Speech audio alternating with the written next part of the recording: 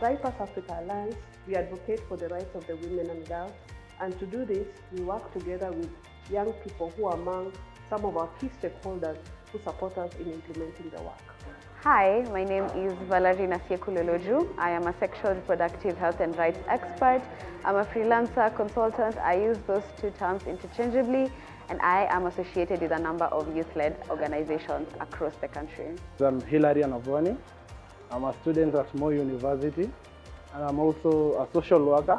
How I got to be a part of this workshop is I networked with someone in a forum that I had attended. It was a menstrual health forum, and that's when the person referred me to IPAS and told me of an SRHR training that was happening in Nakuru, and if I was interested to go and learn more on matters of sexual reproductive health. My expectations when I was coming for this workshop was, as always, to network, to expound my intellectual capacities on matters of sexual reproductive health and rights, and how to integrate it in my work at the grassroots level.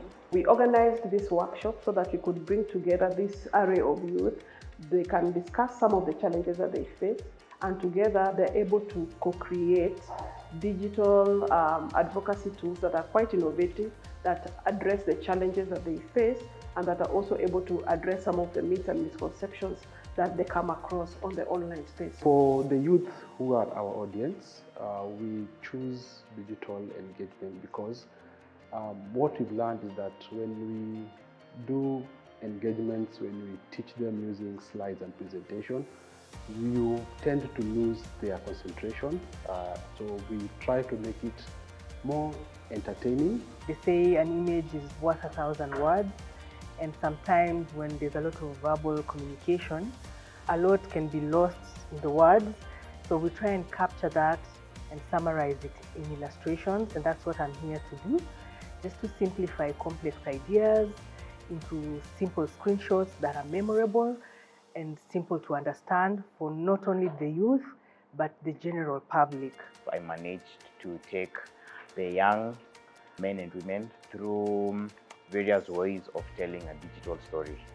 So how you craft the message, how you get the target audience, how you portray and collaborate with people in the space. In addition to that, I was also part of a jury process whereby the men and women did projects around creating digital content to promote SRHR information. And we've seen really amazing effort and really amazing work coming out of it. And I'm so glad that these young people are able to be creative in the way that we've seen. Our project mainly focused on two aspects. One, use of memes, and two, use of videos. As you know, memes do spread widely, and quite a number of youth do interact with meme on a daily basis. So if we can incorporate meme in SRHR, then believe me or not, the message will reach out to huge number of people. It was a project that within 50 seconds, we were able to capture almost all information, ranging from sexuality all the way to the use of contraceptives. The competition was very stiff right from the beginning, but when we finally were named as winners, where we walked away with 60,000, it felt nice. So this workshop has been very, very key for the youth, and they have really enjoyed themselves. They've brought up the issues that they encounter in the online space, and they've been able to create some of the digital solutions that will address and help also their other counterparts address some of the misinformation that they need.